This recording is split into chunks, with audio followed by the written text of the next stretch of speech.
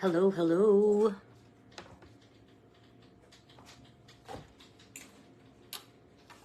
Kape tayo. Ay, shit. Yan. Pa-share naman ng live. Teka lang ha, Taragis. Ayan. Pa-share naman ng live. Live na live po tayo sa Facebook. Ayan. Para hamunin ang mga kupal. Diyos May. Ano ba yan? Teka lang, mag-share lang ako ng live. Hi, Archie Ang. Hello.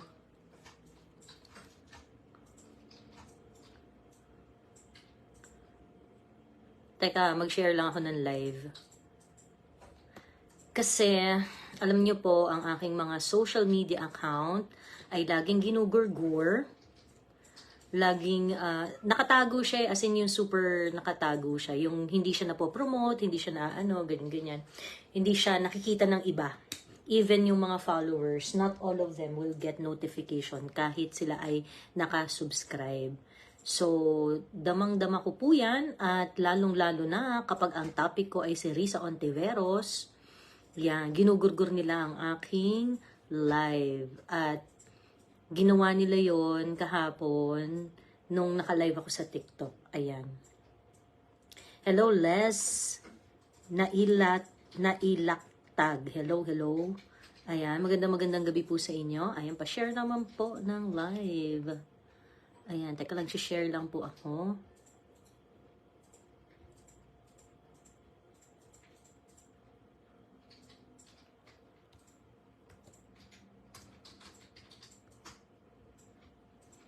Teka lang ah.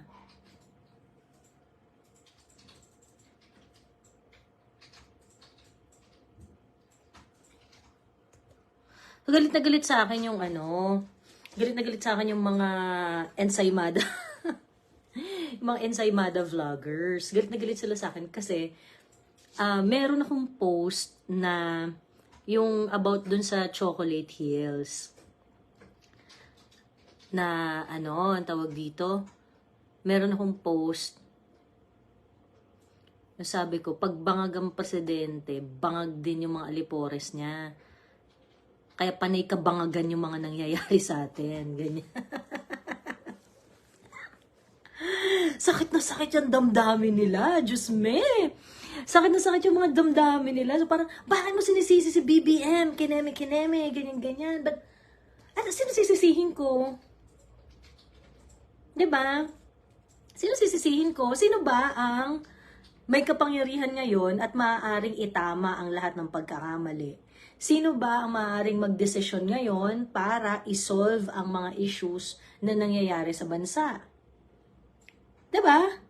Tapos parang, bakit mo sinisisi si BBM? Ba't mo sinisisi si BBM? Time and again, merong issue na nangangailangan na intervention ng Pangulo or at least ng kanyang leadership leadership guidance. Wala mo siyang ginagawa. Diba? PRRD time pa daw yan, sabi ni Les. Actually, ianuhin natin kasi ang dami nang naglabasan ng mga ng mga materials Ang dami nang naglabasan ng mga materials about this. Ang dami ng mga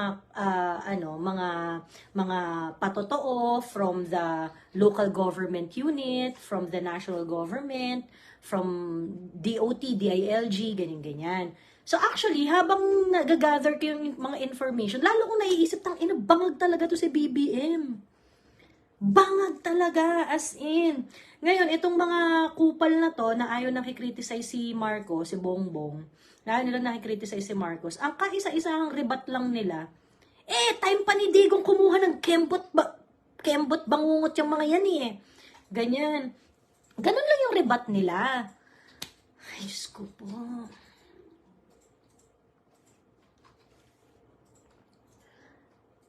PCO, Diyos ko po, binabayaran nyo yan, yung mga influencers ninyo, para magdrama, at kung para magsalita na lahat ng mga bagay na mali ay nung panahon nangyayari na nung panahon pa ni Digong. Diyos ko po, hindi nyo po napagtatanggol si BBM at hindi nyo po nakukonvince ang mga tao at pigilan ang mga damdamin namin na dapat mag-resign na si BBM. Maling-mali po yung approach ninyo, Diyos ko, tangina. Dapat, kinukonvince yung mga tao why we should stop calling for BBM's resignation. Diba? Diyos me. Okay. Simula na tayo. Game na ba? Game na ba? Nakakailoka talaga tong mga ano. Hi, Daniel Long. Hello, hello. Gusto mo na bang umakyat? Or mamaya na, dun sa ano, yung... Ito si Daniel. Gumawa ng 5,000 words na article. Enumerating, sabi niya, ako kasi Gen Z ako and I consider myself as a loyalist to certain extent, ganyan-ganyan. Pero parang nawawala na daw siya ng gana, kineme-kineme, ganyan-ganyan. Dahil dun sa mga decision making na nangyayari sa bansa, sa mga policies na nilalatag ng Pangulo. So, sabi niya, eto na yung lastro ko. Ito yung lastro ko, sabi niya. Ang lastro ko yung nagsalita siya sa Australia, well, that includes yung madami pang madami pang items na minention niya, like yung patuloy na pagtaas ng kuryente at tubig. Meralco posted 37% increase in revenue. Imagine that. Is that even allowed? Come on, is that even allowed? 'Di ba? So ngayon, to si Daniel, bagets to si Daniel, bagets to na very eloquent. Ganyan. Sabi niya, as a part ng Gen Z, ito na yung, ito na yung nakikita kong dapat gawin. Mag-resign na si BBM. wala pa 24 hours, Daniel? Binura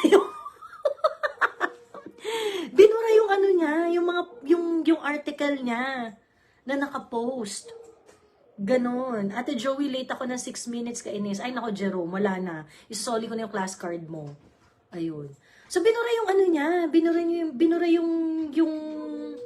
yung article niya. I shared his article dun sa wall ko.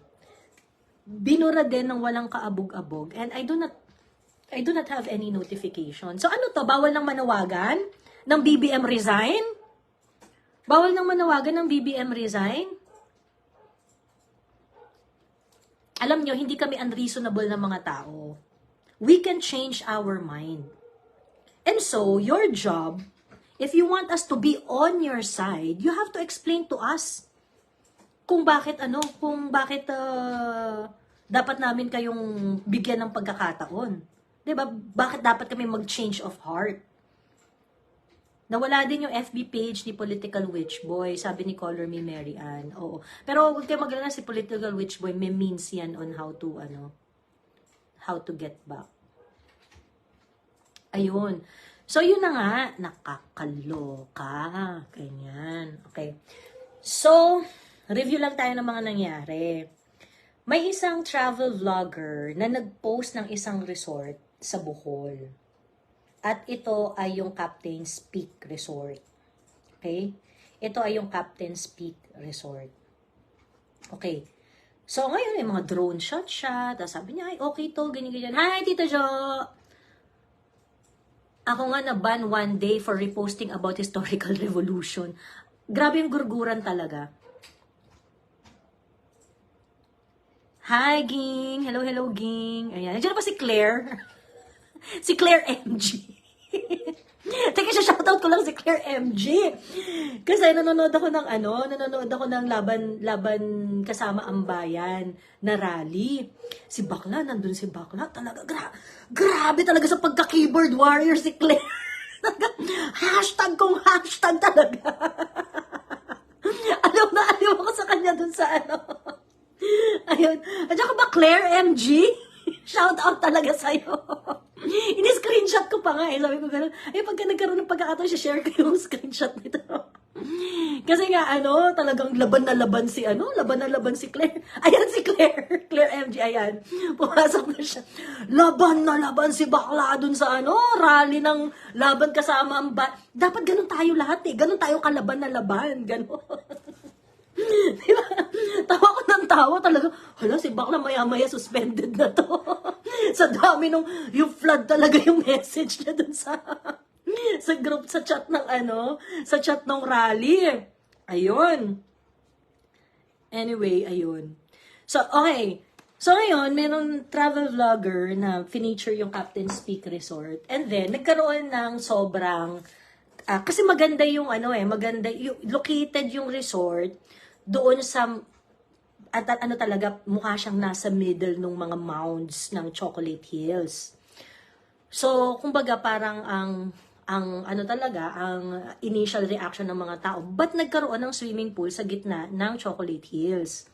Ganyan, okay. So, ganun yung sabi. Ganun yung naging violent yung reaction ng mga tao kasi of course a lot of people would have a knowledge that a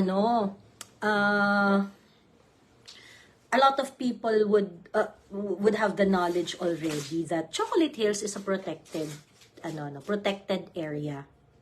So, ibig sabihin, kapag kasi protected area yung isang lugar, marami talagang restrictions dyan. Isa sa mga dyan is, hindi ka talaga po pwedeng maglagay lang ng basta-basta ng mga infrastructure, ng mga building, ng mga kung ano-ano.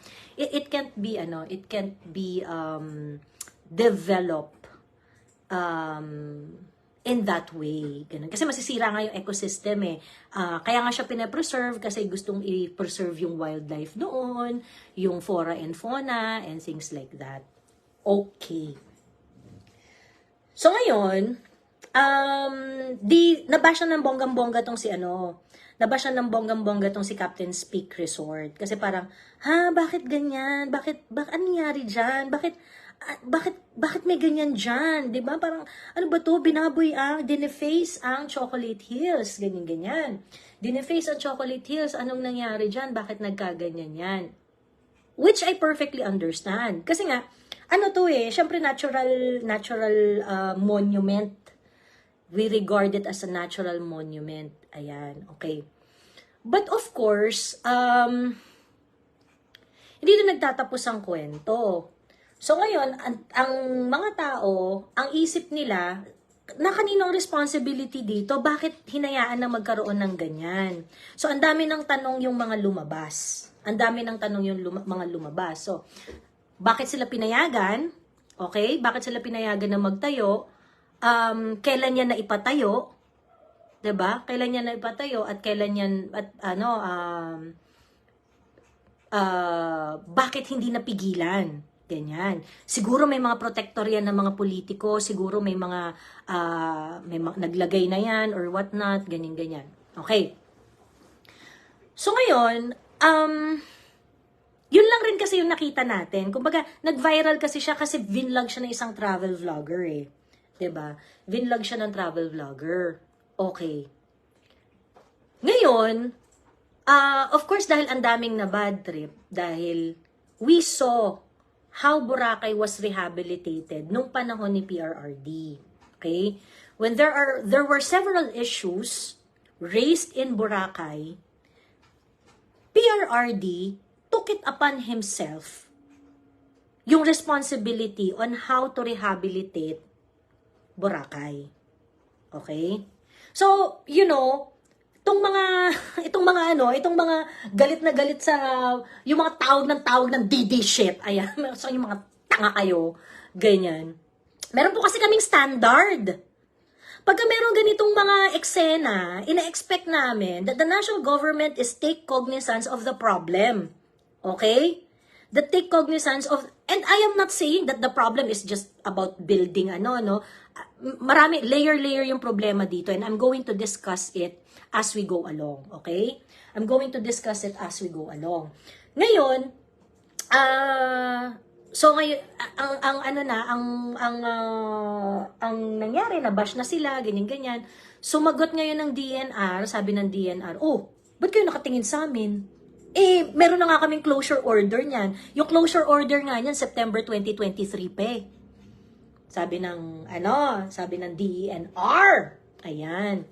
At yung strength ng temporary closure order ng DENR is based on the fact that according to sa mga news ha, based on the fact that it wasn't able to procure, it wasn't able to get the environmental compliance certificate. Okay? It wasn't able to get the environmental compliance certificate. So that was, according to DNR, 2023 September pa nila na-evaluate yung Captain's Peak na yan. Okay? And na-issuehan na nila. Okay. Now, dito na nagkaroon ng bullshitan at mga kabangagan na mga pangyayari. Okay? Dito na nagkaroon ng mga bullshitan. So, pinaklose nyo pala ng September. Anyari, ba't hindi na-implement? Noong February, nagkaroon pa ng swimming meet doon sa doon sa Captain's Peak Resort. Nagkaroon pa ng swimming meet doon. May mga event pa. Which is, it's a sporting event. So I'm pretty sure that it is also supported somehow in one way or another by the local government. Kasi usually ganun ang mga sporting event di ba? May nangyari pa doon na sporting event. So, it looks like the national government is saying that they wanted that place closed, but Bohol, the town in Bohol where that resort was located, has no idea about it. Eh, nagpa-event pa sila. Di ba? Nagpa-event pa sila. Hi, say hi, hi. Hello, hello. Okay. So, andun na tayo, no? Andun na tayo. So, mukhang hindi nila alam kung anong ginagawa ng isang kamay ay hindi alam nung ginagawa ng isa pang kamay. Ayan. Okay, nakita niyo response ng owner. Actually, pupunta tayo dyan Yung mga responses nung mga I think yung manager yung nakita kong response si Haye. Yung manager ng And this is, bangag talaga si BBM. Diyos me. Mga responses ni BBM sa ganitong klaseng problema, bangag. Diyos me. Okay. So ngayon, anyway, nagkaroon na ng initiative ang Bohol, provincial government, I think that was, na ipasara yung Captain's Peak Resort. So actually, yesterday afternoon, nasara na siya. Or, yesterday afternoon, nasara na siya. 'Di ba? Nag-ano na siya, hindi na temporarily closed na siya. Okay. Now, there were a lot of articles providing information on what is going on. Kasi ang isang tanong dyan, wala siyang ECC. So, bakit siya patuloy na nag-ooperate? Kasi, Captain's Peak Resort daw ay nag-start noong 2018. Okay? Nag-start siya noong 2018. Sabi niya, ito na yung nila, ito na yung crew ng kanilang argument na ganyan. Bakit kayo nagagalit kay BBM? Si panahon ni Digong nakakuha ng business permit yan. At nung kung ano-anong kineme, doon sila pinayagang mag-operate. Okay. Now, here's the thing. Okay? When a private owner is going to build an establishment or whatnot, sa isang lugar na part ng protected area, they have to get a clearance from PAMB. Okay? Yung PAMB ay Protected Area Management Board. Okay? So, anong nangyari dito kay Captain's Peak? Nakakuha po sila ng PAMB noong 2018. Merong resolution sila na na-acquire noong 2018 in which they were allowed to build their resort in that area kasi yung PAMB dinetermine na yung kanilang design at yung kanilang paglalagyan ng resort ay nakalagay dun sa area ng multiple use. Okay? Nakalagay dun sa area ng multiple use. So therefore, sabi ng Bohol, sabi ng mga LGU sa Bohol, yun yung reason kaya namin sila nabigyan ng business permit noong 2018. Okay? So, ibig sabihin, at that point, they were able to have a colorable compliance for the business permit.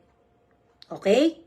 Meron silang colorable compliance dun sa pag-ano. Ngayon, base dun sa interview ni Karen Davila at dun sa write-up ng GMA, ang sinabi nila dun is that yung resolution na yon, I'm going to give you the name of the resolution.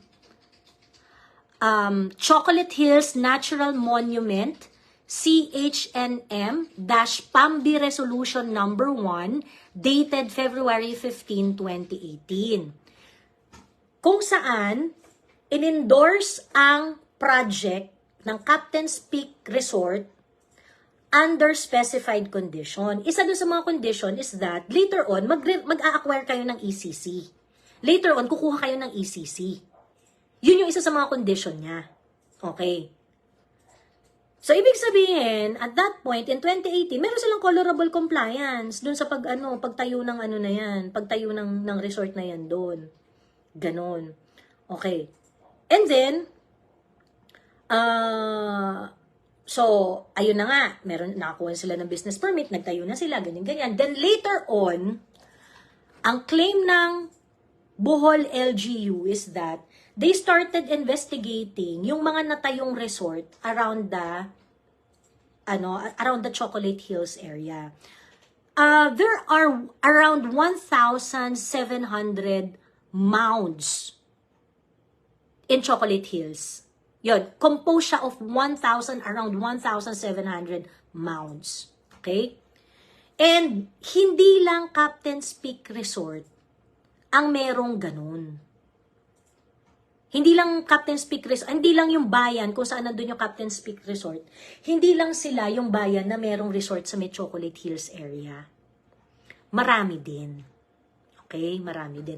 And ito yung nagdadagdag doon sa complexity ng problem, no? And this is very important later on, pagka na-demonstrate ko na sa inyo, kung bakit bangag tong pangulong to. Okay?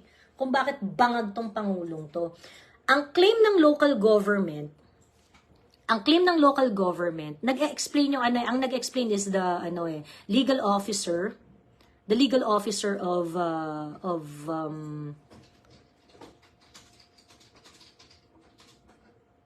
teka lang, check ko lang yung provincial legal officer, si Handel Lagunay. Ayan. I'm not so sure if it's the same guy na in-interview ni Karen Davila, but he's the guy that was interviewed by GMA. Ang sabi nila, nagkaroon kami ng pag-aaral tungkol dyan sa mga last year, nagkaroon kami ng mga pag-aaral dyan tungkol doon sa mga resort na napatayo around doon sa mga mounds ng Chocolate Hills. At meron nga iba doon na nakita namin na dapat hindi talaga siya naitayo dyan. Ganon. In fact, lumapit raw sila sa DNR upang tingnan ang mga ganitong pangyayari. Pero hindi naman daw sila naka-receive ng reply sa DNR. Mag-usap kayo, DNR, LGU. Mag-usap kayo. Okay. Ngayon, ang sabi ni Lagunay, yung sinasabi ng DNR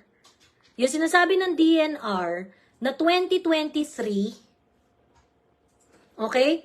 Ito yung sabi nila, no? Si Lagunay, ang sabi nila, yung provincial government of Bohol asked DNR to revisit the policies and guidelines on the construction of structures within multi-use zones in protected area. But the department allegedly did not respond. Okay. So ngayon, ang claim ng DNR, naglabas sila ng temporary closure order September 2023. Ano sabi ng LGU? Hindi po namin alam yan. Hindi po kami nabigyan ng kopya. Wala pong notice sa amin. Kung hindi pa namin napanood sa social media at nakita doon, hindi namin alam na meron palang ganun ang DENR. Ayan. So, ano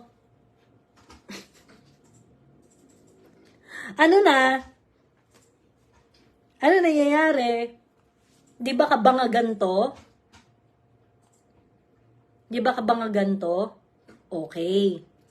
Nagre-raise na pala ng issue yung mga local government doon. Okay? Tungkol dito sa mga resort na to nagsusulputan doon. Okay? Ang ginawa ng national government, ang pantapat ninyo is that you issued a temporary closure order na hindi nyo naman ikino-ordinate sa local. 'Di ba? Na hindi nyo naman kino-ordinate sa local. Is that how are you going to deal with this one? With this tourism problem? 'Di ba? Diyos me. Okay. Now, ngayon itong punto na to, okay? Kasi yung sobrang wala talaga akong makitang merit dun sa November 2018 pa nakakuha ng permit yan, kineme, ganyan. Meron niyang PAMBI resolution tapos multi-use daw, allowed yung multi-use. So, nag-comply sila. So, ibig sabihin, nakapagpatayo sila doon dahil nakakuha sila ng PAMBI resolution. The PAMBI resolution says that those area is multi-use. So, therefore, they can build. The project can proceed. So, nag-proceed yung project. 'Di ba? Okay. Ngayon, eto na yung problema. Dumadami na yung mga resort and it's becoming an environmental hazard. Okay. Now, the national government was asked and the best thing that they can do is to say that, we issued a temporary closure order there. DOT even issued a statement. DOT even issued a statement na yung Captain Peak Resort na yan, hindi naman yan DOT accredited facility, ganyan. Hindi namin kilala yan. Tingnan nyo, nag-deny pa tong, inalienate pa ng DOT yung Captain's Peak Resort. Ganun pa yung ginawa. Okay. Ano yung kabangagan dito? Okay? Ano yung kabangagan dito? Chocolate Hills is a protected area. Okay? Mr. President. And whoever makes decision there, DILG, DOT, and the local government. Okay?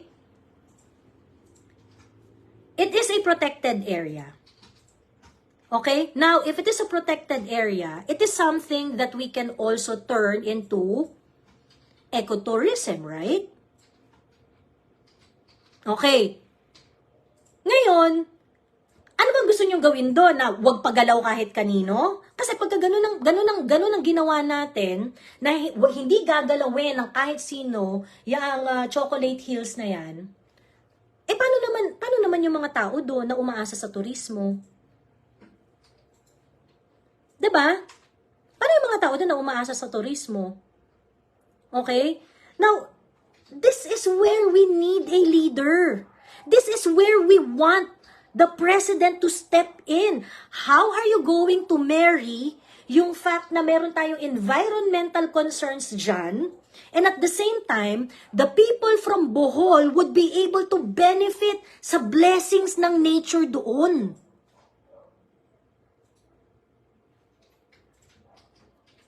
Diba? Yun hindi ko mag-gets. Tapos, ba't ka nagagalit pagka nagre-reklamo kay BBM? Ba't ka nagagalit? Diba? Nakakaloka. Parang, solusyon ng administration na to is sabihin na merong temporary closure order. Pagkatapos, sinabi pa ng DOT, hindi namin kilala yung hindi namin kilala yung Captain's Peak na yan, ganyan. Sige, sara nyo na yan, ganyan. Sabi ni Bing Veloso, yes nga, kailangan may sustainable plan ang locals. Correct. Okay? Kasi siguro, kaya sila nagre-resort sa mga ganong klaseng projects. There is no available alternative tourism income generating program for them. So they take it upon themselves, nagtayo sila ng resort dun. And so they can take advantage of the nature. Diba? I post about this. Ang sabi ko nga, dapat yung DNR talaga, very proactive siya in protecting the environment. So that, if there would be any investment, you would force that investment to do the right thing. Na hindi pa niya ini-infuse yung pera, bibigyan mo siya ng direction, hindi, dito mo dalhin yung pera.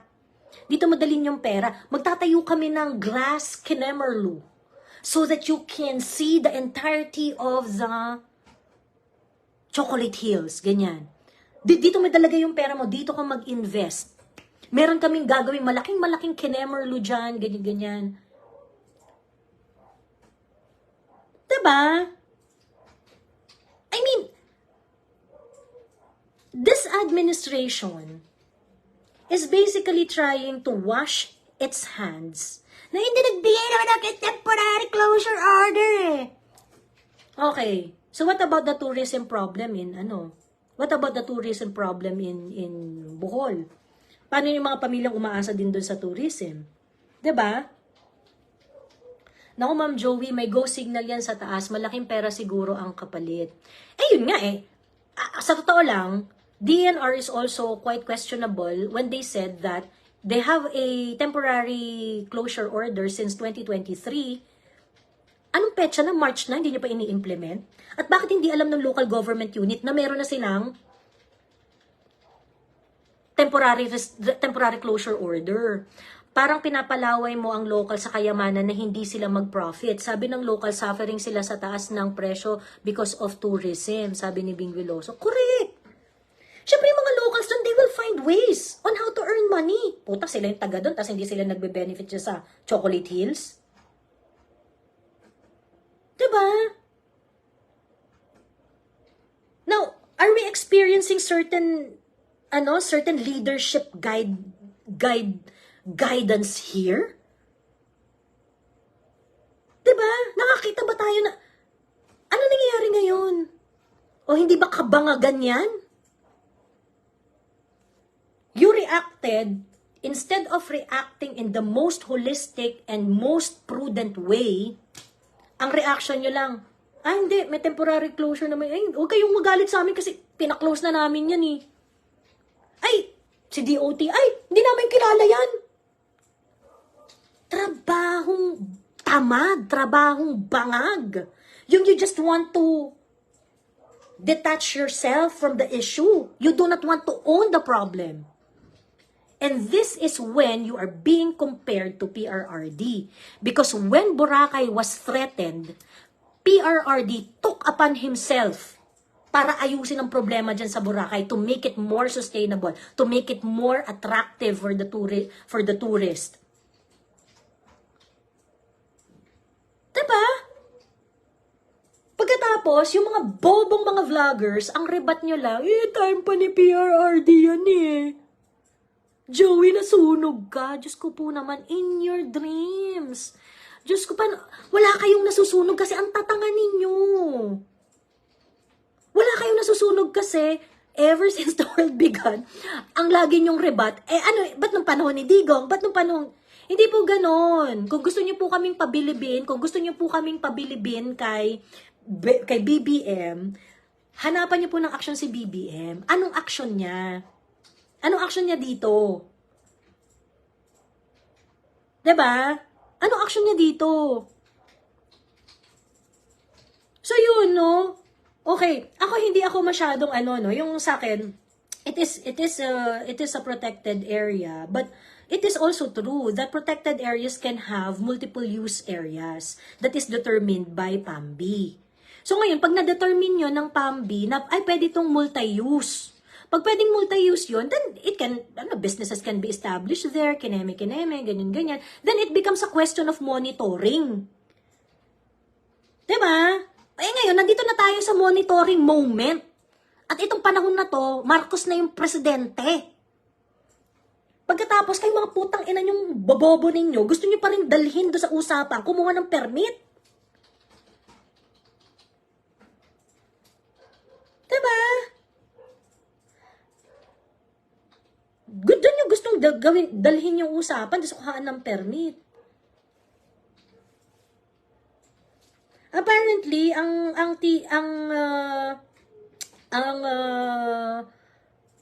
pangalan nito, yung temporary closure order, ang hugot niya is because EEC was not issued. EEC was not procured. They weren't able to get their ECC. Ganon. Sana DOT may ginawa rin, sabi ni Bing Veloso. Actually, yes. Sa totoo lang, Bing Veloso, sa totoo lang, sir, ang nakaka-disappoint doon, Um, bakit parang imbis na tingnan yung mga, hindi ba dapat ganito? Ang reaction dapat ng isang prudent na Department of Tourism Secretary is this. Well, we would like to revisit the status of the tourism program in Bohol. Kasi why do they resort to this kind of projects? Magtayo ng swimming pool, magtayo ng ganito, magtayo ng ganyan, kineme-kineme, ganyan-ganyan. Because there might be some other more intelligent investment that is protective of the environment and at the same time would bring money to the locals. Pero anong reaksyon ng DOT? Ay, hindi namin kilala yan. Ano yun? Ano yun? Diba? Pabangagan tayo dito. Diyos me.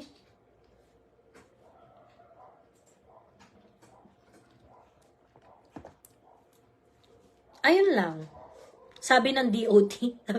May statement yung DOT, me. Sabi ng DOT, hindi naman yan, tourism accredited establishment eh. Hindi naman kilala yan.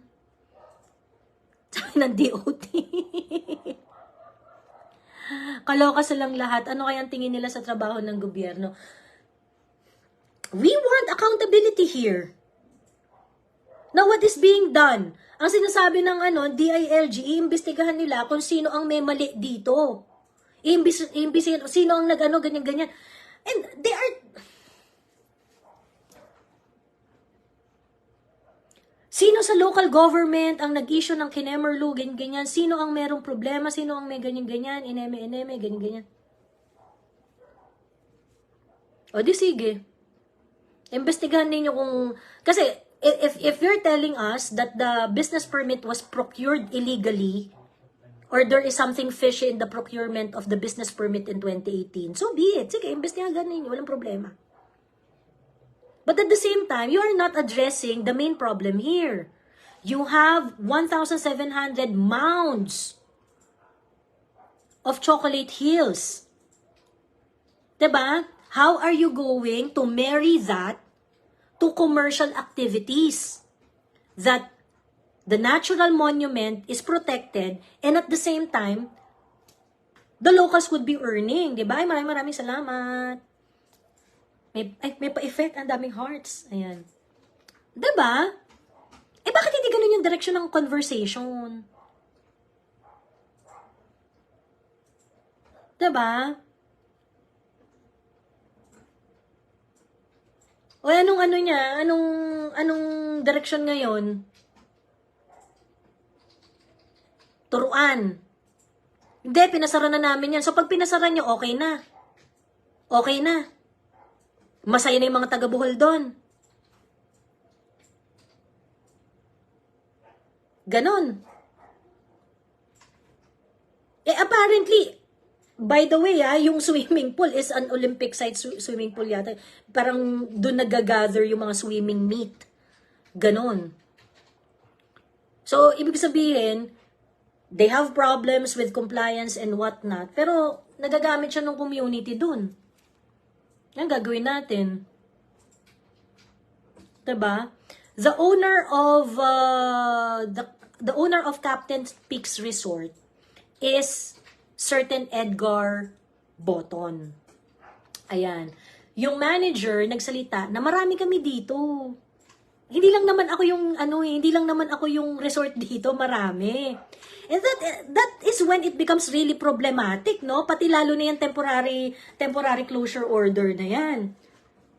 Kasi if DNR issued a temporary closure order for Captain's Peak only, ibig sabihin siya lang yung hindi nag-comply sa ECC? Is that the situation? Dapat, kasi I don't think na siya lang yung hindi nag-comply. 'Di ba? Sama ng loob ng taga-Bohol kasi matagal na daw yan and pumupunta sila dyan. So, na-enjoy nila yung nature view. Sabi ni Bing. Eh, yun nga yung problema eh. Kasi nga, ano ba yung alternative dun sa mga locals para kumita sila dun sa turismo nila? If they allow that, sunod-sunod na yan, sabi ni si Haya. Sabi is they own that land. So, dapat talaga gawin ng win-win solution yan ng gobyerno. Exactly! Yun dapat ang direksyon ng conversation. Asa ng win-win solution? Putang inan tong mga ensaymada vloggers na to, ang solution nyo lang time panidigong yan! Tang ina, Diyos ko, ano klaseng conversation yan? Ganyan ba yung political conversation na gusto ninyo? Diba? Tang ina, walang suggestion! Gusto, time panidigong yan! Diyos ko! Tanga, asa na yung matatapang doon sa comment section? Asa na kayo? Di kayo makapasok sa live po. Tang ina nyo. Kukupal nyo. Makapagsalita kayo. Kakatamad lang kasi mag-reply sa comment Hi, Mami Tel. Ayun, dito yung mami ko. Ayun, hindi na ako magmumura. Ayun. Diba? Tapang nyo sa comment section Tapos galit kayo sa akin kasi kino-call out ko yung presidente. Tang ina nyo. Mas marami pang darating. Ano, pipigilan nyo ako na kinikriticize ko yung presidente? Walang ownership Ngayon, sabihin ninyo na dapat hindi presidente ang umaakto. Sasabihin nyo, ganyan? O ba't si Duterte nagawa niya sa Boracay? He took ownership of that problem. Ngayon, itong problema sa Bohol, it's also facing that problem. Kaliwaan yung mga commercial establishments. It's affecting the protected area. BBM is not going to take cognizance of that? Hindi kaya mag-take ownership nitong administrasyon na to. It's a real problem. And you have to find a win-win solution here.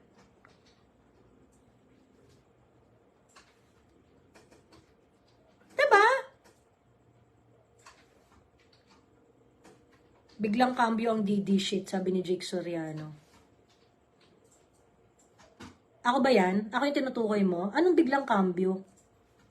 Asan yung kinambyo ko? Wala akong binabawi. Bangag pa rin yung presidente mo. Anong biglang cambio? Paano ba may invite to si Jake Soriano? Akyat! Mag-request kayo. Walang kinakambyo dito. Tama pa rin si BBM. Di pa rin ako bilib sa mga pinaggagawa niya. O ngayon, pagkakataon yun na para i-convince kami, hindi naman kami ganun ka-hardliner Reasonable naman kami Pero pakita nyo sa amin. Kasi meron na kaming standard. Issues like this has been addressed by the previous president and he addressed it and, completed it with flying colors. Just me.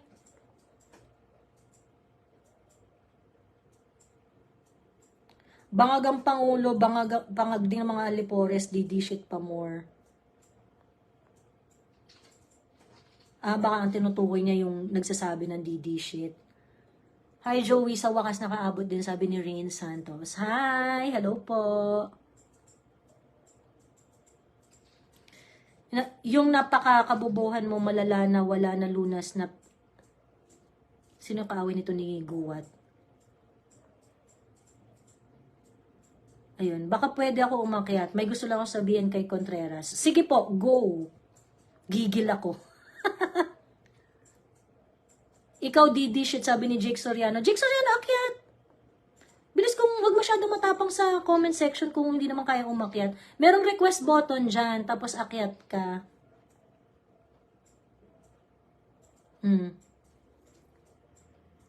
Ikaw ang Didi, shit, bangag ka. Hindi po ako bangag, di po ako nagda-drugs, Jake Soriano. Kayo, may sapak utak nyo. Ang ribat nyo lang, time pa ni Duterte yan sa totoo lang, bobo nyo. Tapos pag tinawag kayong bobo, galit na galit kayo. Diba?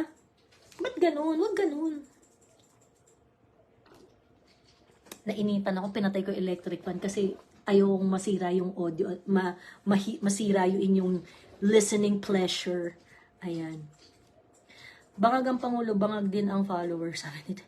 Totoo. Di ka naka-live sa YT, ma'am. Hindi kasi Di shit puro bangag, sabi ni Jake Soriano. Ganyan. Yan lang talaga yung panlaban natin. Jake, yan lang talaga yung panlaban natin.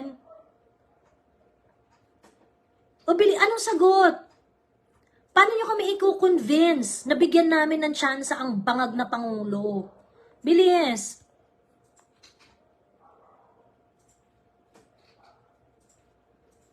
Bangag ang Pangulo, bangag din ang Alipores dito tayo. Hindi. Nag-iisip kami, Jake Soriano. Jake Soriano, isa na lang ha. Pag wala kang ambag sa kwentuhan, ibaban na kita. Okay ba? Shoota, sa gigil ko, di ko alam kung paano ko aakyat. Teka, paano ba to? Paano ba to? Rin. Hindi, kailangan ikaw mag-request eh. May ano dyan, may request dun sa ilalim. May ano dun sa ilalim na FB kasi ako nanonood. O nga na, FB tayo, nasa FB lang ako nagla-live. Meron ba, ay hindi, try, kung sa laptop, hindi ka yata makakaakyat. Sa laptop hindi ka makakaakyat, kailangan sa cellphone. Ganon. Wala po yung link. Abangers, ano gagawin nila sa Bohol aside from closing it down? Yun yung mas importanteng dapat abangan. Yan lang ba i-offer nyo na pinasaran nyo siya? Pagkatapos parang sabi ng DOT, agree kami na dapat ay i-protect ang environment, kineme, ganyan, parang bukla. Ang trabaho mo, paano mo bubuhayin yung turismo dun? Pucha, meron silang national monument pagkatapos hindi man papakinabangan ng mga taga-Bohol. So dapat, ikaw, DOT, isa ka sa nangunguna sa pagpapa ng programa doon in order to, exploit all the blessings that the nature can give para sa mga locals doon. Sa totoo lang, hindi ako excited pumunta ng Bohol kasi ang pricey nga daw dyan pumunta. Yung hindi sulit. Tapos di ba dyan rin yung nagka-issue na yung mahal na mga seafoods, ganun. And they should change that so that more people would be encouraged to go to Bohol. Ganun. Diba? Yung 4 na box sa gilid, ma'am. 4 na box sa gilid.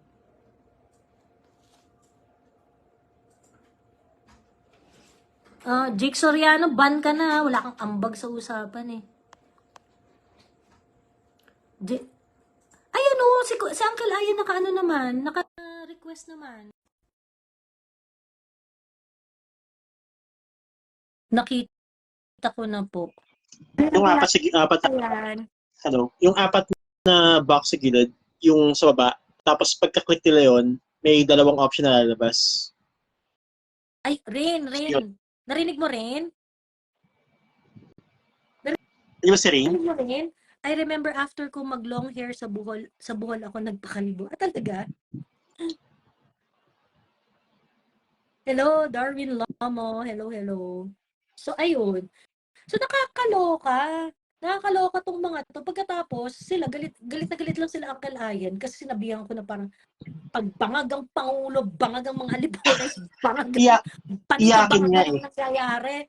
Tapos galit na galit iyakin masyado eh. Teka lang mga bading, nai-stress ako, sabi na rin Santo. Sige, figure out mo muna, galingan mo.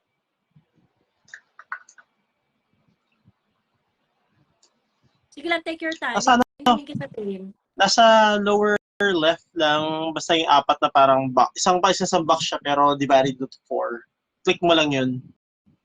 Oo. Ang daming pwedeng gawin sa Bohol. Sinasayang ang ganda nito. I think yung if it's proven true that the provincial government of Bohol is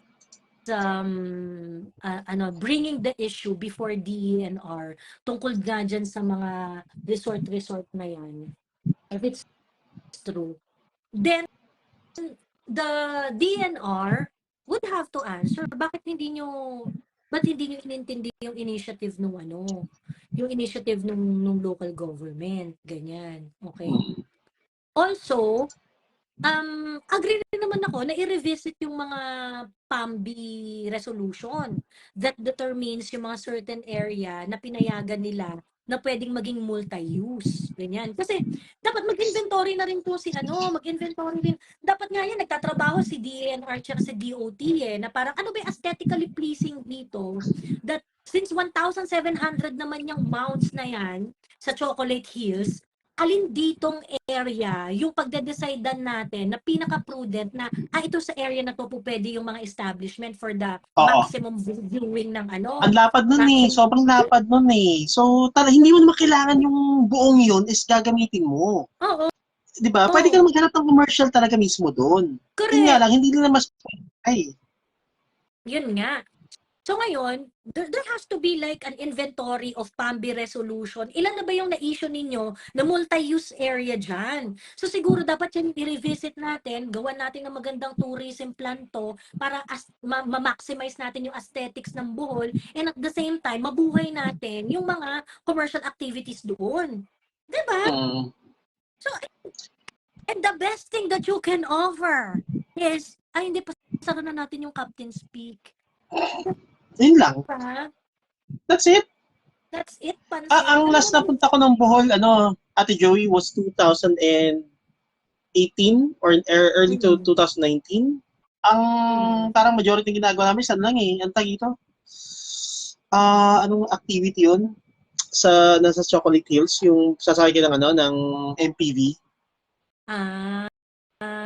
Meron mga pa gano'n.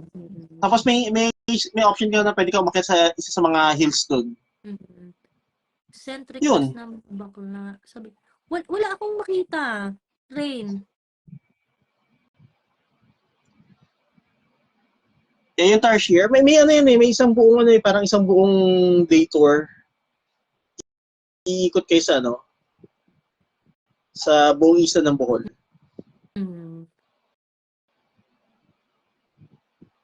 So anyway, yun. Anong, Diyos ko, yun yung may offer ninyo. So, you want me to take back na sinabi ko na bangagang Pangulo, bangagang mga Alipores, bangagang panay kabangagan ang nangyayari. O hindi ba talagang panay kabangagan naman talaga nangyayari? Diba? Is there any reasonable solution or program to approach this problem? Diba? So ngayon, ang gusto ninyo, mag-suffer si Captain's Peak. I mean, sa akin, if Captain's Peak made a mistake, so be it. Kung ano talaga yung full extent of the law that they have to, that has to be meted to them, walang problema yun. But you also have to think about long term. Diba? You also have to think about long term because Captain Peaks also poured investment. Hindi ba dapat ikaw government, yung mga ganong klaseng investment, you don't want it to be put on waste. Diba? Ngayon, kung kunwari, magkakamali sila doon sa ginawa na, dapat sa unang-una pa lang, na kung kunwari hindi talaga allowed yung ganon, diba? Hindi ba dapat sa unang-una pa lang, hindi kita hinayaan magtayo ng establishment kung talagang bawal. Correct. Diba? Ang problem, ang sabi ng local government, the reason why they allowed Captain's Peak to build is because they were able to get a PAMBI resolution which allows them to use yung certain areas according dun sa project nila. Yung area pagtatayuan nila is a multi-use area. So, ibig sabihin, allowed talaga silang pagtayuan yun under certain condition. And one of the condition is that later on, you will have to get ECC. Yun yung requirement.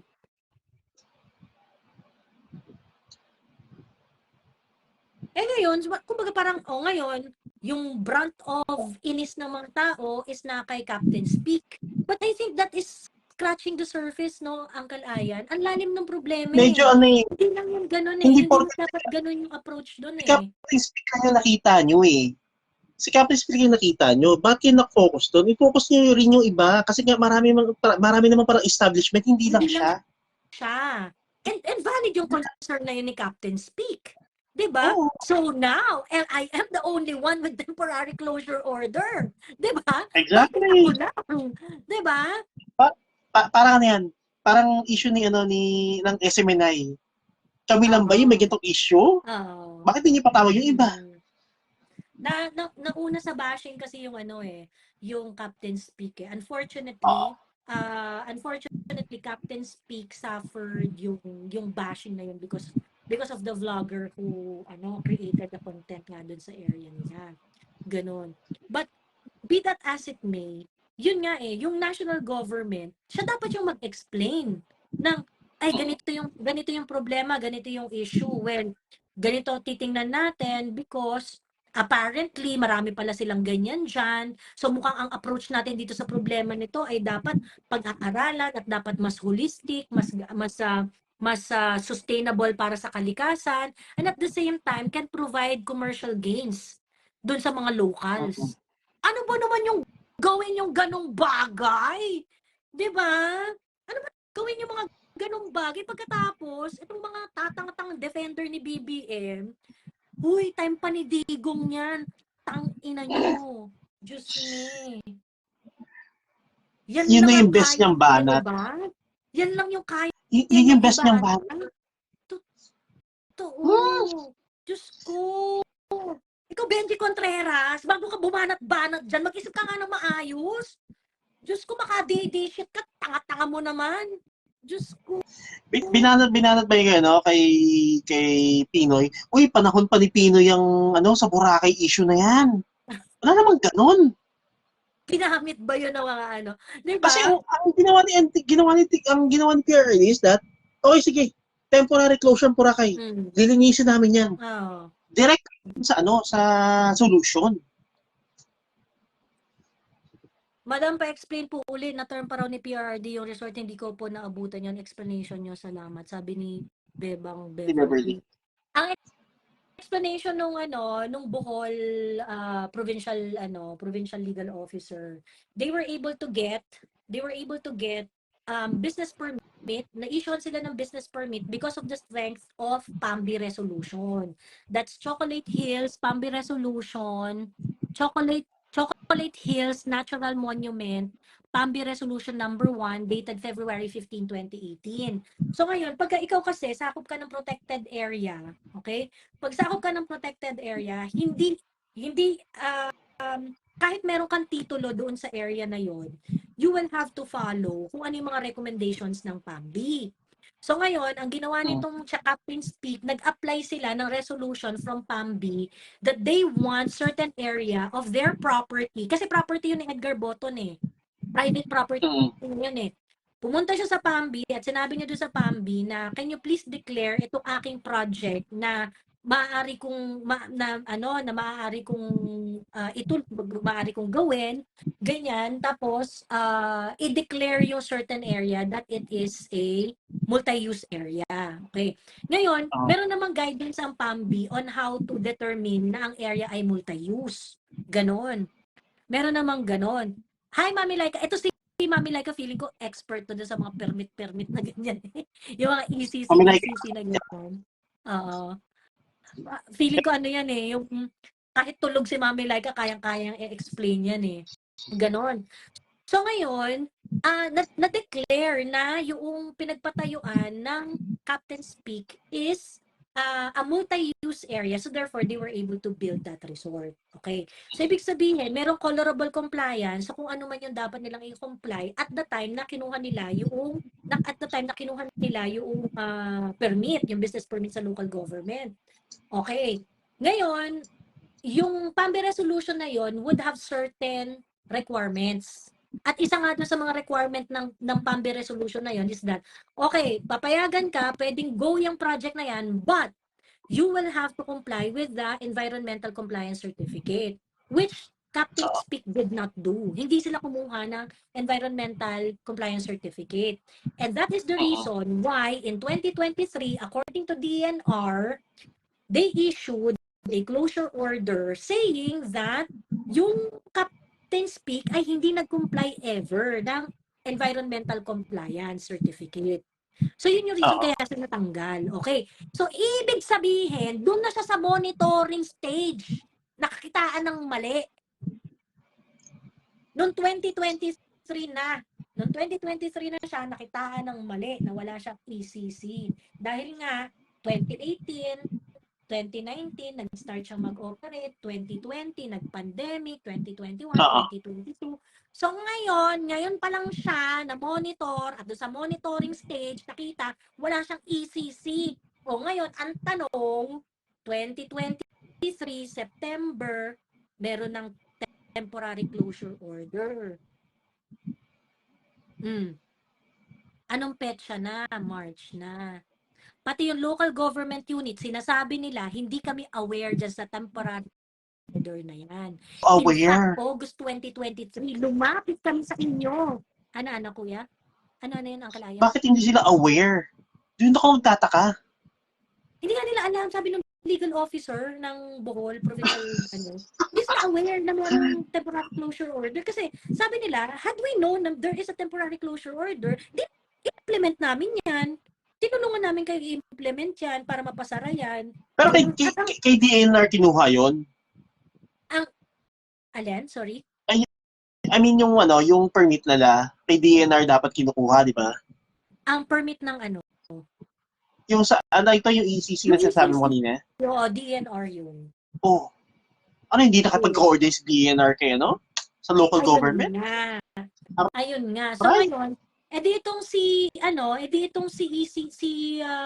local government, sabi ni local government, in fact, 2023 August, nilapit na namin sa inyo itong problema na to. Kasi yung guideline on the multi-use and yung mga PAMBI guidelines, parang meron daw silang mga nakikitang hindi malinaw doon. Ganun. So, nilapit lang, hindi naman daw sila pinansin. O pagkatapos September, nag-issue pala sila ng temporary closure order. Ba't hindi nyo kinausap yung local government? Oo. O sagot mga ensaymada, Diyos ko. Sagot mga ensaymada, Diyos ko. Pinabayaan lang. Pero si LGU dapat nagmo-monitor din kasi paano ang business permit, sabi ni Mami Laika. Yun nga, Mami Laika, kasi nung nire-renew na nga nila, doon na nila kinwestiyon yung guidelines ng PAMBI. Yun ang claim ng local government. Noong time na minomonitor na nila, doon na nila nakitaan ng mga problema doon sa mga PAMBI guidelines. So therefore, kaya nila sinabi na kinausap nila ang DNR about it August 2023, in which hindi naman daw sila nirespondan. Private owned ba yon or government? Private. Privately owned.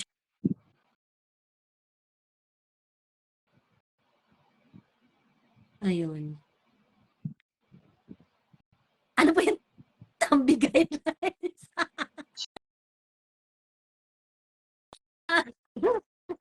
Tawag dito? Tawag dito, Protected Area Management Board. Ayun. So yung mga protected area, mga declared protected area, kapag kunwari, kasi yung mga declared protected area, pwedeng na-declare yan, pero bago na-declare na protected area yan, let's say, pag-aari na ng angka ni Uncle Ayan, yung parte ng lupa na na-declare na protected area. Hindi naman mawawala yung ownership doon ni Uncle Ayan. Pag-aari pa rin niya yun. Yun nga lang, si Uncle Ayan ay kailangan niyang sumunod sa mga guidelines ng area na protected. So, isa dun sa mga way to manage it is through the Protected Area Management Board. So, kung kunwari si Uncle Ayan, sabi niya, uy, meron akong 10 hektaryang lupa sa isang forest, protected forest area, ganyan. Kaso gusto magtayo ng mga tree house doon, ganyan. So ngayon, ilalapit niya yun sa PAMBI. Pwede ko bang gawin to doon? Pwede ko bang gawin to doon? Kasi hindi ka po pwedeng basta-basta magtayo ng structure, not unless kailangan mo magpaalam. Oo, kailangan mo magpaalam. Ganun. Ayun. Kasi bibigyan ka nila yata ng ito lang yung mga pwede mong gawin dyan. Ito lang hanggang dito ka lang. Malamang sa malamang may limitation, Uncle eh. Oo. Malamang sa malamang may mga limitations yun. Yan, depende yun dun sa peculiarity nung protected area. Ganon. Ayun. Pambi o Pambi? Pambi. Pambi. Pambi po, Pambi. Hindi po Tambi. Pambi o Pambi. Kala ko yung kanina, Tambi guidelines eh. Oo. Tambi Pambi guidelines? May guidelines. guidelines din sila. Hmm. Ayun. Rain, Wala pa si Rain. Rain Santos. Calling Rain Santos. Calling Rain Santos. Calling Rain Santos. Ayun. So anyway, so parang ang sa akin naman, all this statement coming from national agencies are addressing the problem of the people, especially yung mga taga Bohol, especially yung mga taga Bohol. Kasi ang nangyari nga, okay, since sinayaan yung mga taga Bohol na mag-decide kung paano gagawin dun sa mga pagpapatayo doon. O ngayon, nagalit yung mga part ng ibang lugar, ng ibang bansa na hindi taga Bohol kasi nga it looks like nasisira yung natural monument doon. 'Di ba? Ngayon, if we're going to do that, we need to find a win-win solution here. You cannot just say dun sa mga taga Bohol na, oy mga taga Bohol, wag niyong hahawakan yung chocolate hills kasi natural monument 'yan. 'Di ba? Pwede ba naman 'yun? Ayun. Hindi mo pwede basta yung ganun. Oo. Hindi naman po pwede yung ganun. And, yun nga, no, parang kami rin problema dyan sa local government eh. Kasi, they should have planned it better. They should have planned it better. Kung paano, just like what they did in Palawan. Kasi sa Palawan, sobrang tindi nung vigilance ng mga Palawenyo eh. Yung mga Palawenyo, they take it upon themselves to protect their environment. So parang for them, lahat sila bantay kalikasan. So lahat sila talaga nagmamalasakit doon sa mga protected areas nila and whatnot. Because they felt na, kasi itong mga natural blessings na ito, this provides job to us. So therefore, incumbent upon us na protektahan ito or things like that. Diba, maybe, they can learn something from Palawan, from the Palaweños. Ayun. Ganon maglatag ng problema ng bansa. Mga ensaymada. Ganon maglatag ng problema sa bansa. Ang problema kasi sa mga ensaymada hanggang surface level eh. Surface level kasi sila. Hindi yung parang, ay panidigong yan eh. Tao talaga ako doon. Digong yan eh. Diba? Just me. Ngayon, kung kunwari, nakita ninyo na mayroong katiwalian doon sa pagbibigay ng business permit noong 2018, so be it. Time pa ni Digong yun. Baka mamaya, yan pala ang kailangan bigyan ng chance na dinggin sa Senado kaya sa Congress, yung mga ganyang issue. When it comes to our environment. Baka naman pala, mababaw naman pala yung yung mga batas natin about it. Sabi ni Tenten Maria, usong ecotourism, Davao, South Cotabato, ginagawa na ito. Sana ma-implement yan, panahon ni PRRD na uso ang ecotourism. Actually, di ba nga ako pabalik-balik ako dito sa Negros? Ang dami ko nang napuntahan dito, Uncle Ayo, ng mga river resort. Ganon. Tapos, nagmamanage local government. And I think they are really doing a good job. Kasi, ang ganda talaga. Ang ganda ng protected talaga. Tapos talagang they check on the people. Talagang inaano nila na, I mean, everyone would also take their time na, magpunta kami sa ilog this weekend. Ganyan. Ano yun, sa Victorias ba yun, babe? Victorias, yung isang parang protected kinemerlu doon. Ang ganda. Tapos, marami ka rin ma-observe na mga ibon na ang cute, ganyan. And, buhay na buhay yung mga ecotourism sites na yon every weekend. Kasi marami talagang bumibisita. Meron din hot spring dito sa Memorsia naman, yung Mambukal, na favorite ko rin puntahan. Government-owned din. I'm not so sure if it's really raking revenues, pero grabe daw yan before pandemic, talagang sobrang daming pumupunta. Tinatangkilik talaga siya. And you know what the local government did? They really regulate the after the pandemic. they really regulate the people who would come over. Na parang hindi ma-overrun yung ano. Kasi ano siya eh, Oo. hot spring siya eh. Hot spring So siya. para parang katulad ng ginawa nila sa Boracay na okay, limit lang yung dami ng tao na pwedeng pumunta on a certain Mm. period, a certain day. Hindi niya pwedeng Oo, basta-basta oo. punuin Oo. para hindi Ganon. ma-overwhelm yung capacity ng Oo. lugar. Oo. Eh, Maraming maganda yung maganda yung dito, yung pag-manage ng local government sa mga mm. ecotourism spots. Daniel, akit ka na? Aba na ako, matutulog pa. May pasok pa ako bukas. Mamaya pa lang. Sige. Okay. Bye! Sige. Tulog ka na, Uncle Ayan. Thank you sa pag-akyat. Tinry ko lang. Baka kasi hindi pa nakakakit yung iba eh. Kaya taka ako. Oo nga eh.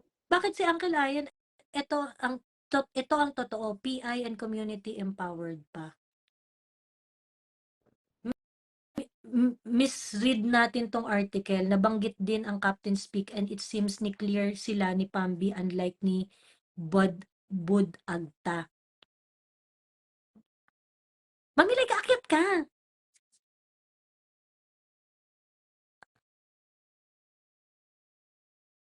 Another...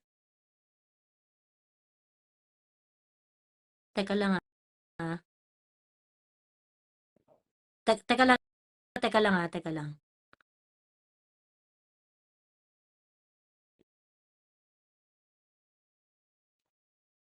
Hello, Stephen Kinok. Ayan.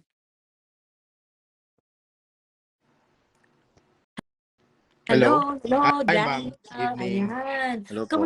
Kumusta naman ang panggugurgo? Ah, first time grabe na ngayon, ma'am, no? Yung censorship. Actually, nagulat ako kasi I shared your article sa wall ko. Natanggal siya. Walang notification at all. Mm-mm. Walang notification at all. Same rin yung friend ko eh. Ganun rin yung nangyari sa kanya. Kwento mo muna Nawala. sa amin, what was that article all about ba kasi? Okay. So, kagabi, I decided to write an article. Sabi ko, si BBM. Kasi, may nagsasabi sa akin na parang medyo daw, middle ground daw or may perception na pro-BBM po daw. Sabi ko, hindi, I need to stand in solidarity with what is happening. With sila SMNI, yung political persecution nangyari kay Pastor Kibuloy. Sabi ko, maling-mali na to eh. Sobrang-sobrang na sila. So I thought, I decided to do what some would say I do best. Lahat ng mga baho nila, I would expose them from domestic policy, foreign policy, political issues. So, yun yung ginawa ko. So, inabot ng 5,000 words. Sabi ko, okay na to. Tapos, pinapublish ko sila kay sila Kamentong sa Asian Century Journal at inapprove nito mga I think 4 AM tapos na-publish sa website nila mga 6 AM 7 AM na ganun. Gising ako 12 PM, so I started to share around yung article. Tapos wala namang problem. Usually ganun yung ginagawa ko pag may bagong article. Sinishare ko sa lahat ng tao, sa inyo ma'am, sa ibang kaibigan ko. Tapos ang nangyari is mga 2 PM, may notification po sa Instagram. Sabi doon, your post has been removed for spam and violating community guidelines. Pero wala silang binigay na rason. Ano yung specific na spam? 'Di ba? So, at try ko i-send yung link sa ibang friends ko. Hindi pwede. So, chinek ko yung Facebook. Yung web, yung site mismo, yung article kung saan mo pinublish, yung website, kung saan mo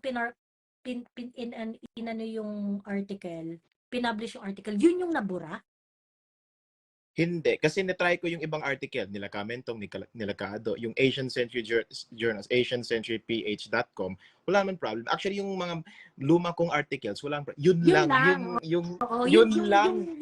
Yung article lang na yun. And strange po yan. Strange po yun, ma'am, kasi That's what I do all the time. Pag may bagong article, pinapost ko sa Instagram, sa Facebook, sinashare ko sa ibang friends ko. Walang problem. Ngayon lang, and this one in particular. Tapos, nagkataon din, yung friend ko, before you, may isang friend ko, pinost din sa Facebook niya.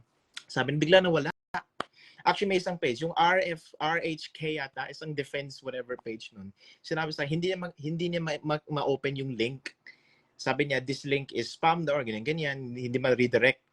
At sa desktop, kasi ganito yun, sa Messenger, pwede pa nila i-access. Like, pwede na i-click yung link and access within the Messenger. Pero sa Facebook desktop, hindi pwede. Sabi doon, this link is violates our community guidelines. So, I was surprised. So, I quickly asked yung tech namin sa website, tinanong ko, yung buong website ba namin, yung Asian Century Journal na blacklist o yung article lang, yung article ko? At chinek, yung article ko lang. It's weird kasi hindi yan nangyayari. That never happens eh. Pero hindi kaya baka yung admin ng Asian Century yung nag-take down? Hindi. Yung website, yung link, you could still access that one pa. Pero hindi mo pwede i-share sa Facebook or Instagram. Like, hindi mo. Nakikita, Para hindi lang siya shareable. Hindi lang siya shareable. Para alam niyo parang pardon me, para siyang bold site, hindi mo ma-send yung mga ganyan, ban yung link. Pero accessible naman. Wait. Daniel, nangyari to sa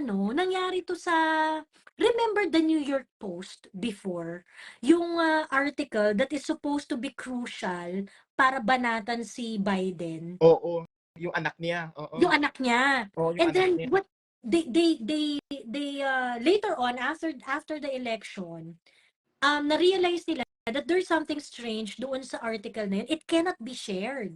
Oo. Diba? Somebody told me, yung friend ko, yung kasi after nawala yung bigla, same thing sa inyo eh. Walang notification, walang anything, bigla nung nawala yung post to the article.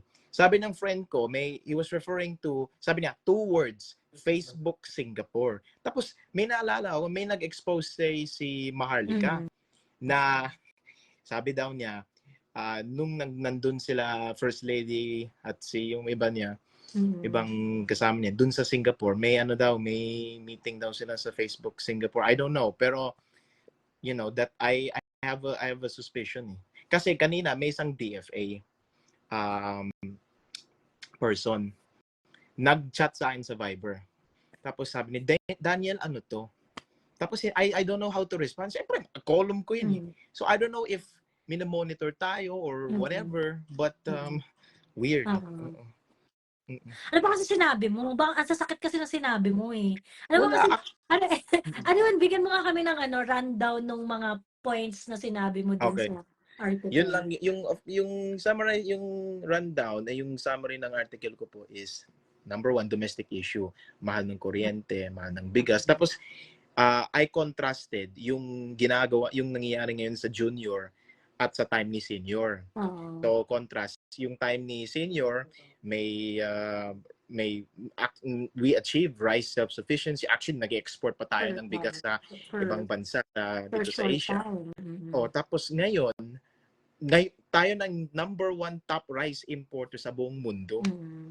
Okay? Or yung next, yung kuryente. Nung time ni Marcos Sr., yung tatay niya, binili niya yung Meralco from yung mga oligarch, yung mga Lopezes. Tapos, para i-ensure na mura at reliable ang kuryente.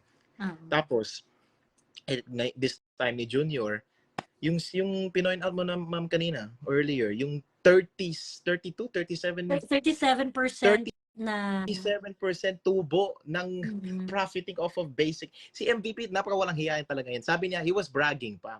Kasi yung 4th quarter last year, 2023, sabi niya 59% higher profits compared to last quarter last year. Basic needs yun eh. Hindi you should not be bragging about that. In the midst na mahal ng kuryente. Which is weird, Daniel, kasi they are only allowed to clock in certain percentage of their profit. Hindi siya may ano yun eh, may ratio yun eh. May ratio yun. Oh, I yung WAC. think Tawag doon WAC ata. WAC, WAC yes, eh. yes, yes, Oo. yes. Oh, Oo. yeah. Yeah. Yun yung tawag doon. So basically, yun lang yung allowable profit that they can clock in. Yun lang yung Yes. allowable. Kasi you cannot really earn so much from it. Kasi nga, pagka kunwari, you already have the franchise, you already have the business running and whatnot, ganyan-ganyan, napakaliit ng chance na malulugi ka sa kuryente.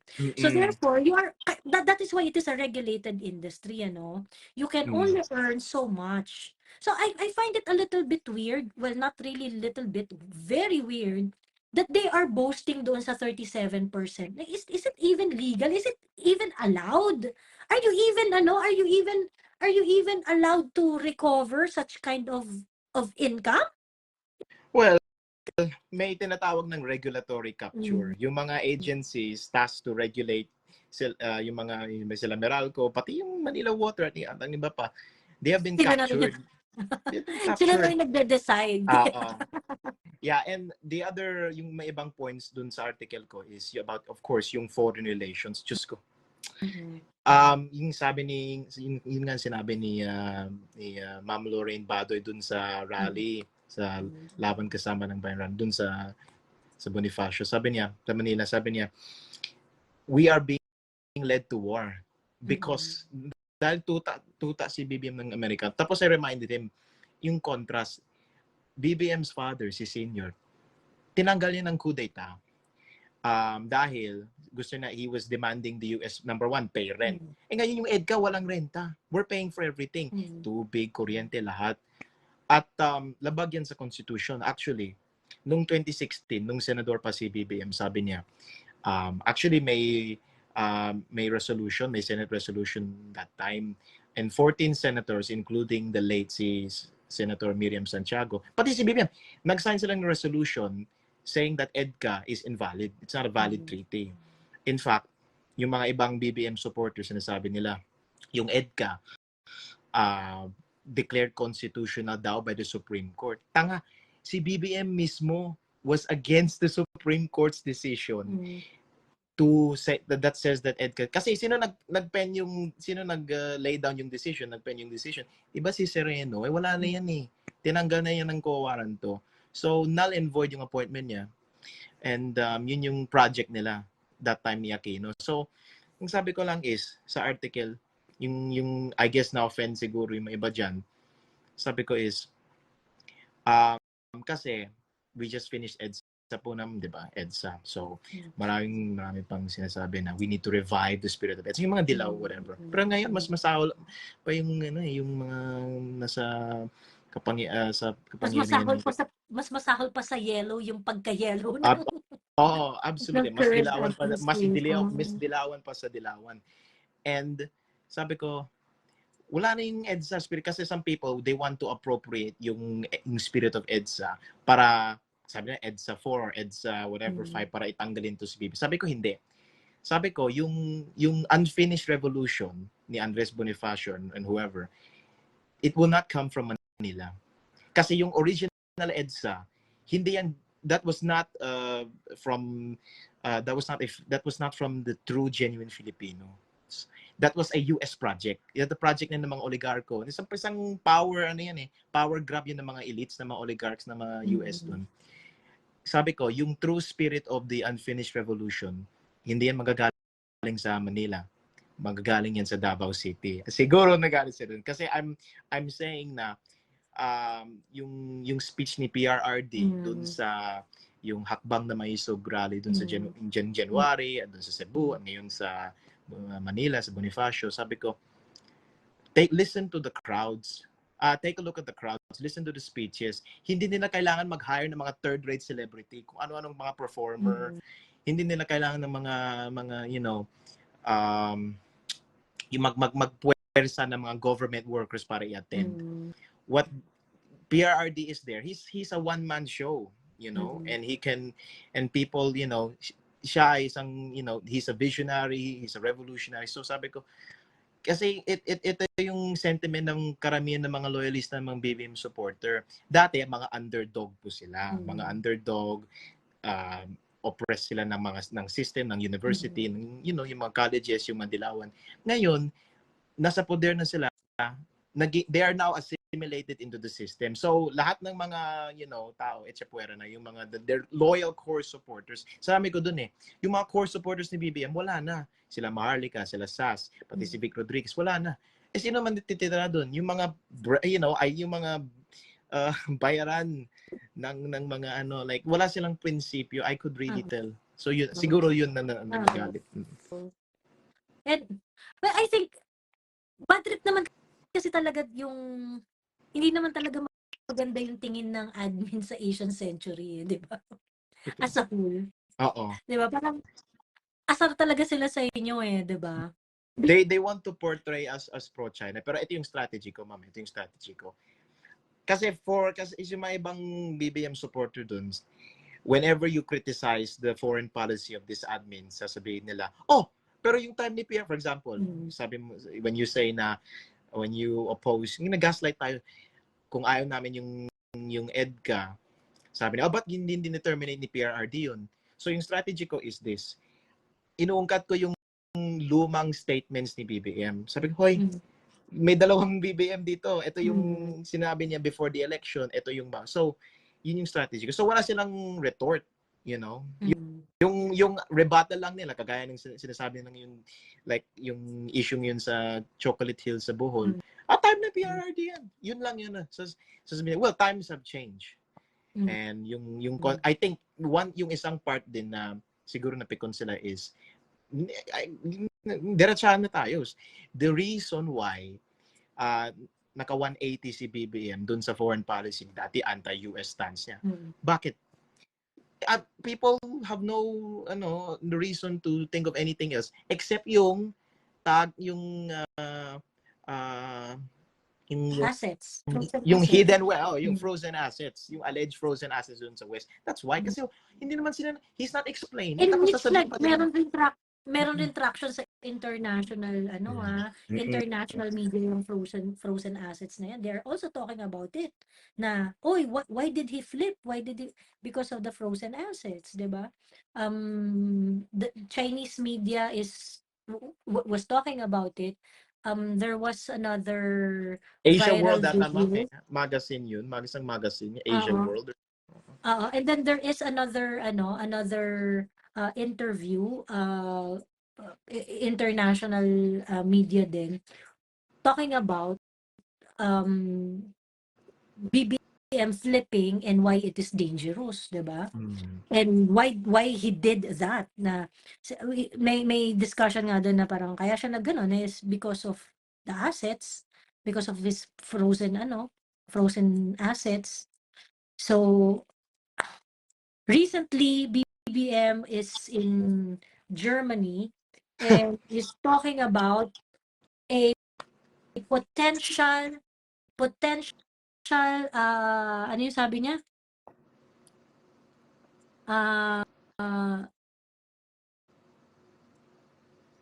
Potential outright conflict. The Philippines daw is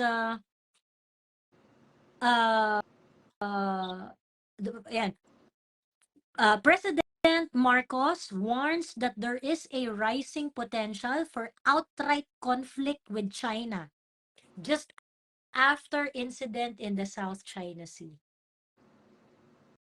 Diba? Gusto pa niya ng yung the other things I pointed out in the article is chacha nito. Sabi ko, if you really want to attract foreign investors, ipatalsikin yung mga EDCA bases na yan. Kasi no idiot will invest in a war-torn country. Yung bangan talaga, ma'am. Sabi niya, we want to invite mga foreign investors. At the same time, sasabihin niya, the Philippines is in the front lines like World War II. What is this guy thinking? So, may report dun, I think from Manila Bulletin, last year, yung foreign direct investments were down 6.6%. And may net outflow ng $200 million. Yeah. So, And yung may nakita akong pie chart, I think pinost ni Sir Jason sa out of yung mga investment pledges, 7% lang na materialize. 7% lang. And yung travel expenses ni Office of the President Is noong in billions 2022. na. Oo, 1,453% increase from 2022. Hindi naman nagma-materialize yung foreign direct investments na like he's bagging, that's I mean PCO he is, bagging. May ano yung bilyonaryo article Bilyonaryo. also published in Business World. They were talking about yung mga foreign direct investors who are taking their yung mga profits nila, they are already taking it out of hindi na nila nare-reinvest. They are taking it out. So, the business is still running, pero yung profit niyan, kukunin na nila, ilalabas na nila ng bansa. Minimeasure din kasi yun, guys, eh. Kasi syempre, usually, kapag i-reinvest nila yan, meron kang parang nilulook forward na, ay, gusto nilang palawakin yung business, gusto nila ng long term, ganyan. Pero ang nangyayari, kapag kumita na siya, yung mga may hot money na sila, kukunin na nila, withdraw na nila. So they don't stay long. They Hindi don't sila permanent. stay long. Kumbaga parang, sisecure na namin yung kita namin ngayon. Sisecure na namin itong kita namin na ngayon. Hindi na namin to patatagalin dyan. Basta pag kumita kami, bawiin na namin yan. Hugutin na namin sa Pilipinas yan. And then, let's wait and see the business that is being conducted here. Kung kumita siya, edi hindi. Kung kumita siya, edi okay. Kung hindi siya kumita, edi hindi. Ganon. So, when it is a behavior of the investor na wala silang interest to stay here long term. Diba? Hindi lang ma'am, hindi lang po 'yun. Tama po 'yun. Hindi lang po 'yun yung issue that I think I forgot to cover, sayang naman. Pero they don't stay long because number one, yung mahal na kuryente, they can't it's not going to be consistent or stable. Number two, yung internet. Yung PLDT last year 150% profits. 150% profits up. Sino yung owner nan? Sino yung head nan? Si MVP. And yung final straw ko, ma'am, yung you mentioned earlier, yung kanina. Yung picture, sa Laperal Mansion nata yun eh, yung fashion show, nandun si First Lady Lisa Araneta, nandun si MVP. They're both leading the fashion show. That is the symbol of insensitive, walang pakialam sa mahihirap. That is just like kung totoong, kasi sabi nila traidor daw kami, dam kami sa Asian Century. Kung totoong patriot kayo, if you're a true nationalist, tignan niyo yung picture na yan. If you're kung hindi kayo diskustado, ewan ko na lang sa inyo. You have an oligarch there bragging about yung profiting off of, yung basic needs like yung kuryente. Tapos first lady niya, Diyos ko. Fashion show. While magkano yung bigas ngayon? 58, 60? Cheapest is 52. Hindi ko alam kung may mas mura pa doon. 52 is the cheapest. Ayun. Yeah, diba? 52. Ang nakakaloka doon, yung Marcos family kasi noong heyday of their power, isa dun sa mga kaya talaga nagkaroon ng traction yung mga anti-Marcos sentiments nun is because of that yung insensitivity, yung high life, party ng party and whatnot, ganyan. I remember si Crisette, meron siyang post nun sabi niya ganun, hindi ko matatanggap yung mga Marcos fully. Kasi parang sa akin, there is no explanation why a public servant would parang engage doon sa hedonistic na mga activity, no? Party ng party, ganyan. And of course, Imelda then was, the ultimate example of pagiging Imeldific, di ba? Na talagang, siya, bongga siya parate, talagang high life. And,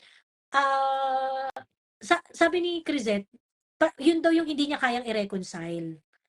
Yun yung hindi raw niya kayang i-reconcile kasi parang sabi niya parang hindi ko ma-accept na hindi ko and yung ganong klaseng criticism sa kanila you would think that they would learn something about it. Kasi yun yung ano eh, yun yung, diyan nagsimulang nagalit sa yung mga tao eh.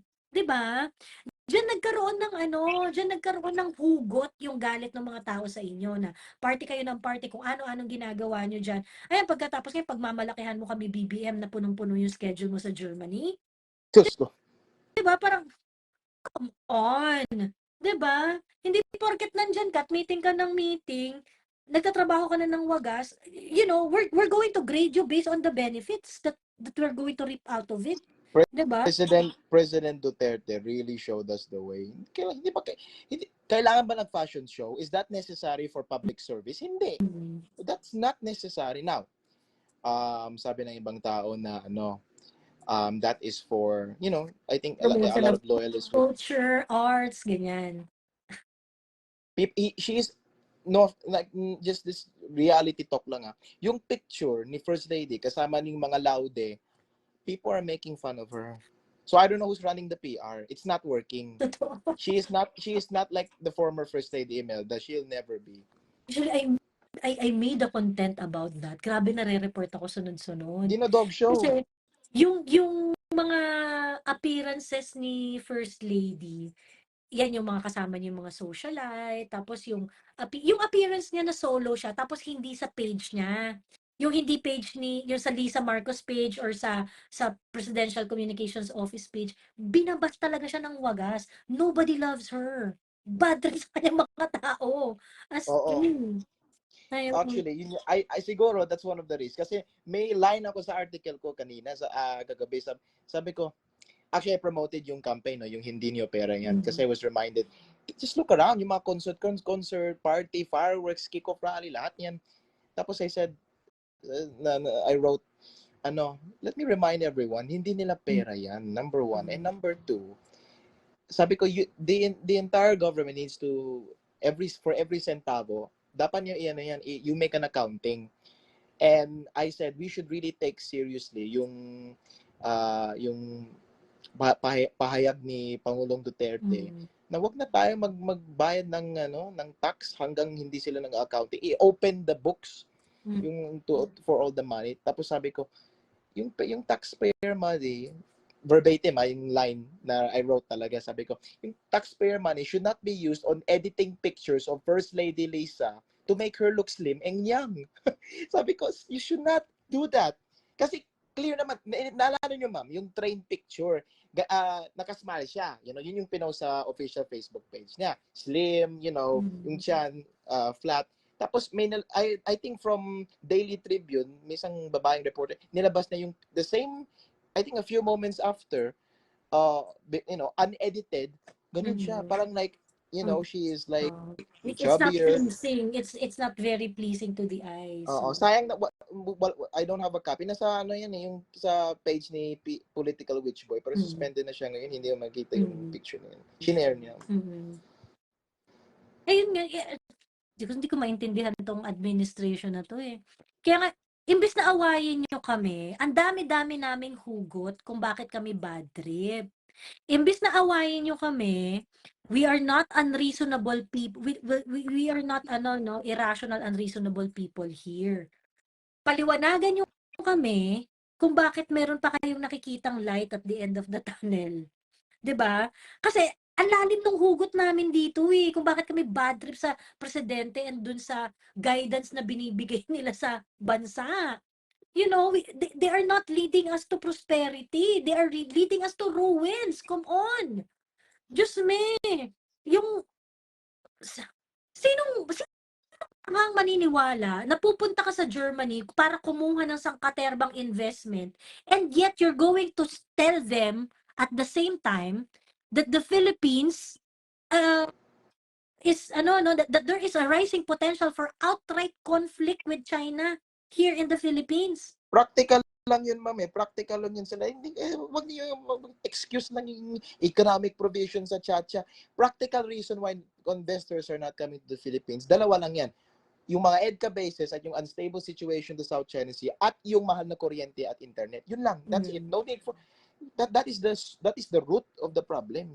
But umaalis yung mga investors o hindi nananitili dito because of that. Yun lang. Ito maglokohan. Mm. Actually, Senator Amy talk about it eh. Kasi nung when I asked Senator Amy before kung agree ba siya sa constitutional reform. Ang sabi niya, ano yung ire-reform?